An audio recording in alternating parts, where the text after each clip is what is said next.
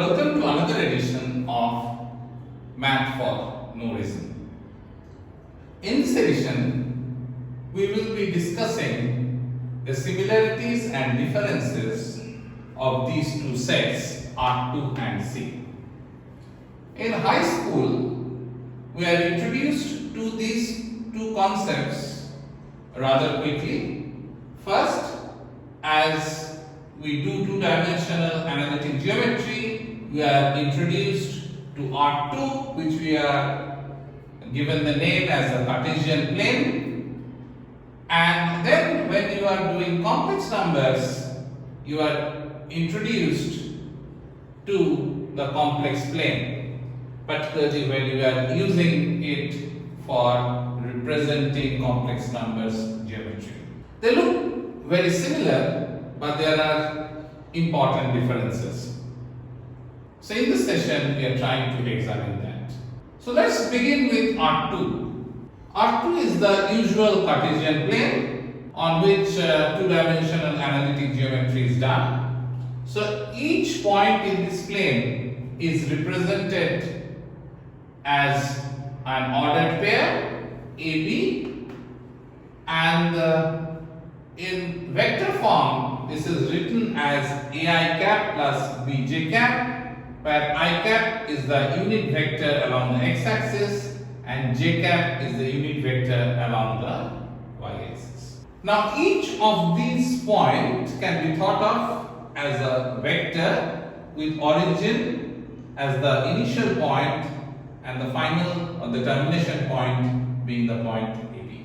Now if you have two vectors, we can add them, and if you are adding AB with with CD, the addition is defined as A plus C comma B plus D. This is exactly the parallelogram law that is taught in high school physics. So if you have 2 points A comma B and C comma D in R2, and if you want to add them, you use the parallelogram law of vector addition to obtain A plus C comma B plus. The second operation in R2 is that of scalar multiplication. So alpha is a real number, and when we are multiplying the scalar with the vector A comma B, we get alpha A comma alpha B. This is nothing but a scaling of the vector AB. Note that both the vector addition and the scalar multiplication yields vectors as results. So in case of vector addition, we have two vectors and we add them to obtain another vector. So in case of scalar multiplication, we have a real number and a vector AB, and we obtain another vector which is alpha A comma alpha B.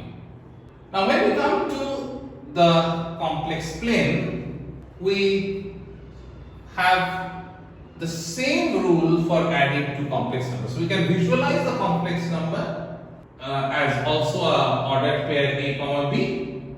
So ordered pair A comma B represents the complex number A plus IB, and we can add these two complex numbers very similar to the way we add vectors in R2.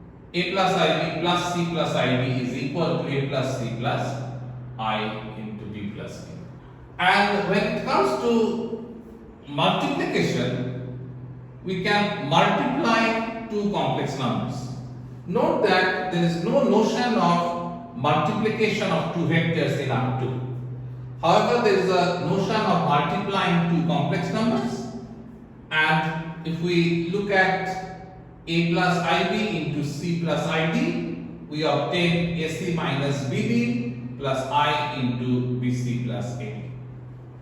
So we get another complex number by multiplication. In addition, there is an operation in the complex plane which has no analog in the case of R2, is the conjugation. So A plus IB conjugate, we define it as A minus IB. So the product of two complex numbers gives you another complex number. That kind of a rule is not present in R2. Neither an analog of the conjugation operation is present in R2. So if we look at plus and dot in complex plane, so they both yields complex numbers, whereas the conjugation operation is another complex number, but it only takes one complex number. You may have heard about the dot product of vectors. Now the dot product of vectors do not yield a vector, it yields a real number, whereas the cross product of two vectors yields a vector, but the direction of the vector is perpendicular to the plane. So therefore, in both of these cases, we do not really get an analog of the complex multiplication that we see here. The length of a vector ai plus bj is root over a square plus b square, which is same as the magnitude of the complex number a plus ib. And using the conjugation operation, we can write a square plus b square as a plus ib into a minus ib, which is the magnitude of a plus ib whole square. So this is a very useful relation. So if you have a complex number z and if you multiply that by z conjugate, then you get the magnitude of z whole square. So this is a good point to stop.